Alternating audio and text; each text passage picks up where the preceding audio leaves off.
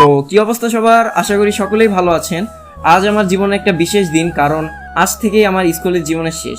তাই আমি আমার শেষ এক্সাম দিতে আমার বন্ধু আতিকের সাথে রওনা দিলাম মিরপুর গার্লস আইডিয়ালের উদ্দেশ্যে। তারপর অনেক অপেক্ষার পর আমরা সেখানে গিয়ে পৌঁছালাম। গিয়ে যা দেখলাম ভাইরে ভাই, মোটেও প্রস্তুত ছিলাম না দেখার জন্য। দেখলাম যে স্কুলের ভিতর ঢুকতে দেওয়া হচ্ছে না। তারপর আমরা স্কুলের মূল গেটে গেলাম, সেখানে দেখলাম যে গেট বন্ধ।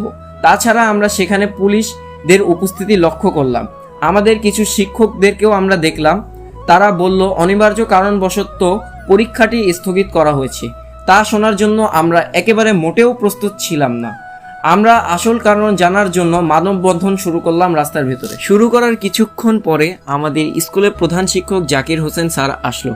স্যার এর কাছ থেকে আমরা স্থগিত এর কারণ জানতে চাইলাম। স্যার তখন আমাদের বললেন শিক্ষকদের সাথে শিক্ষার্থীদের দ্বন্দ্ব হওয়ায় পরীক্ষায় স্থগিত করা হয়েছে।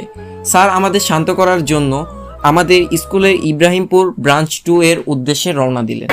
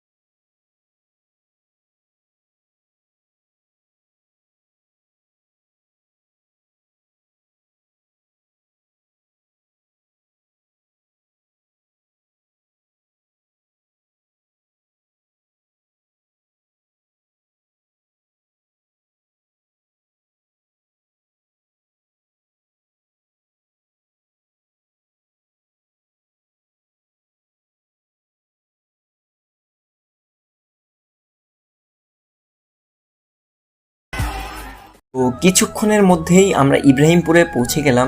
সেখানে জাকির স্যার আমাদের সামনে কিছু কথা বললেন এবং কিছু গুরুত্বপূর্ণ বিষয় নিয়ে আলোচনা করলেন।